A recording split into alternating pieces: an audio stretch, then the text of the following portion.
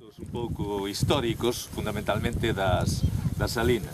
O de históricos debe ser pola idade, non? Entón sempre me toca falar das cousas casi da miña xuventude. Mirade, a utilización do sal por parte da xente, pois iso vende moi atrás, non? Cando outro día estábamos mirando as mamos da lá de arriba, falábamos do neolítico, non? E dicíamos que empezaban a cultivar e a ter gando, pois claro, a pasar dunha dieta rica en carne, que normalmente compensa o sal que ti necesitas, a unha dieta que é de cereales, na que necesitas unha cantidade de sal suplementaria, non? É mesmo para o gando, todos temos a experiencia de que o gando lle encanta o sal, porque o necesita. E de feito hai a vender unhas pedras para que que as vacas vayan a lamber o sal, non? As primeiras formas de extraer o sal deberon ser mediante calor, é dicir, en recipientes de cerámica, evaporar a auga e quedar o sal, non? Porque xa en tempos dos romanos, e temos aí nas excavacións da Lanzada se topou algúns indicios, non? Eles fabricaban unha especie de salsa moi famosa naquel tempo que lle chamaban garum, e unha das materias primas pois era a sal, tamén as vísceras do peixe e algunha planta que lle botaban, non? Donde facían as salinas? É dicir, as salinas tiñanas que facer en sitios que estaban ao abrigo da mar forte, non?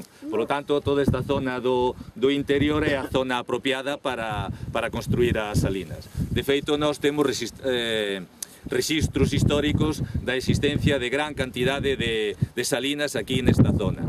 O que é a localización exacta, o sea, nós sabemos a zona, a localización exacta de cada unha delas, pois non podemos. De todas maneiras, eu mirando un libro que lle chaman Derrotero de las costas de España e Portugal, onde che vai marcando toda a costa, os baixos que hai e tal, eles falaban aquí, o que pasa que vou xa mirar tantas telleiras, xa, bueno, porque decía, de xeito inmediato a telleira, hai salinas, pero claro, aquí son todo telleiras, non? É dicir, que hubo cantidade de salinas. Claro, por lo tanto non temos. Pero, bueno, estas son zonas moi apropiadas para elas. E depois hai os topónimos, os nomes dos lugares, non? E aquí hai un lugar que se chama As Salinas. É dicir, algúns din tamén un que chaman a Salgueira. A Salgueira eu creo que é equívoco, non? Porque pode referirse a un lugar onde se salgaba, pero tamén pode referirse aos salgueiros, non? A un sitio onde hai salgueiros. Pero bueno, pero das salinas sí que o temos aquí. Despois, o que se facía xa, o tipo de salinas que había aquí eran salinas que eran unha especie de estruturas de lagoas con moi pouca profundidade, donde nunha primeira delas o que se facía era ir evaporando algo de agua, depois se pasaba a outra, non? E depois se iba recollendo sal. Xa, a ver, as referencias históricas que temos son moitísimas. De Alfonso X, o das Cantigas, o señor aquel, pois xa foi o primeiro en instaurar dereitos de aduana para poder importar sal. O que tenes que ver co sal valía para salgar o peixe, pero tamén se empregaban nos curtidos das pieles, se empregou sal. E se empregaban outra cousa que nos pode parecer a nós así un pouco tal, que era para o queixo. E tendes que pensar que na península o queixo era a maneira de guardar o leite que sobraba para que durara todo o ano. E ali o alimento non era unha cousa que sobrase, non? E entón, el concede dereitos de aduana e, a parte das salinas que temos aquí, que hai referencias, mira, hai referencias a salinas da Lanzada, ou de Noalla, a salinas de Vilalón, había salinas en Dena, había salinas no Grove, había unha pequena salinas en Raxó, había en Vilaboa, ou Ulló, si fostes ali, vedes perfectamente unha... Habías en Vigo, na illa de Toralla, bueno, en moitos sitios, hasta en Ferrol había salinas, non? Pero como non daban o suficiente, entón se importaba sal de Aveiro, fundamentalmente, que siguen, hasta fai pouco, seguían funcionando, de Alcácer do Sal, tamén de Portugal, non? Por lo tanto, xa fixarvos de cando ven.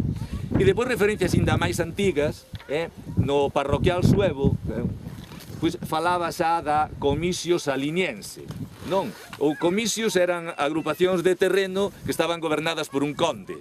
E o de Saliniense, de aí ven o de Salnés, non? Terra saliniense, terra de salinas. Eso está claro, non? E depois hai unha serie de documentos que nesta época tampouco nos podemos fixar moito, hai algúns que son sospeitosos, non? Porque son todos documentos que facían reis, ou supostamente facían, para darlle á Igrexa.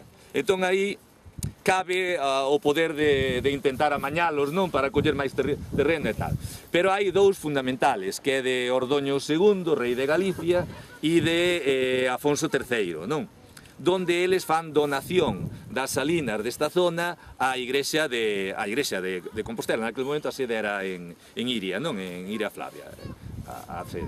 E o de Afonso III, ademais, hai unha cousa curiosa, porque el expulsa das salinas a un grupo de xente que decía que as ocupaban ilegalmente, que era un tal Hermenexildo e a súa muller Iberia, que parece ser que eran nobles, non? Porque din que si ele era fillo do conde Don Pedro, que era un elemento daqui da zona, non?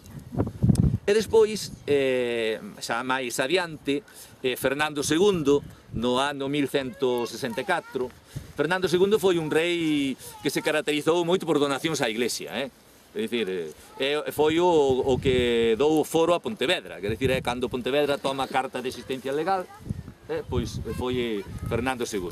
Pero dá moitas cesións, e el lle cede ao mosteiro de Oseira as salinas daqui. Fixarvos a donde llas vai a ceder. Depois, referencias así máis novas, pois Felipe II, no século XVI, ese home declara o sal como estanco. Para entender o mecanismo, a ver, o estanco era un pouco como depois hubo co tabaco, non? E con outras cousas. É dicir, tiña o rei o monopolio. É dicir, era un produto que estaba controlado. O sal tiña moita importancia. Fixarvos, a palabra salario ven do salarium argentum, que era o que a ración de sal diaria que lle daban os soldados romanos. De aí ven o salario, o soldo, ven de aí, non? Pois este Felipe II meteo como estanco e eso asegura a coroa a pasta, que é o que querían eles, non? Quere dicir, cobran impostos polo sal e ademais arréndanas.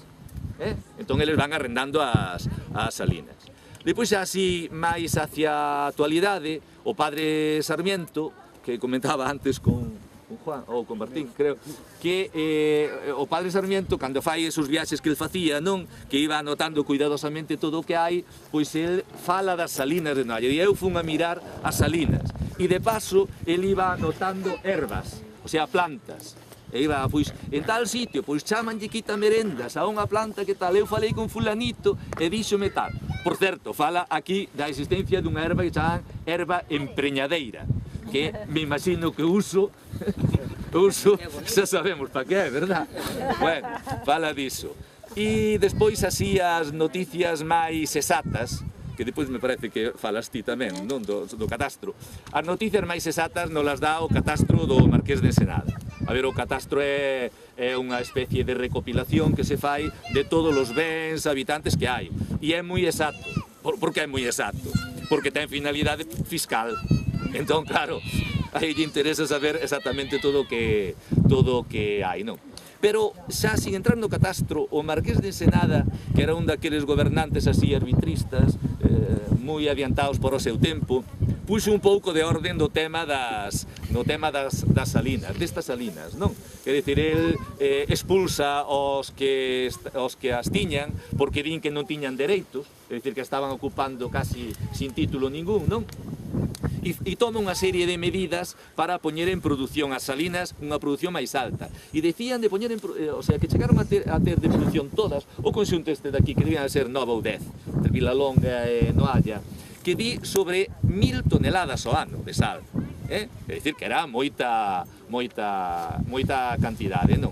E ademais, el establece o precio fixo do sal. Entón, el di 12 reales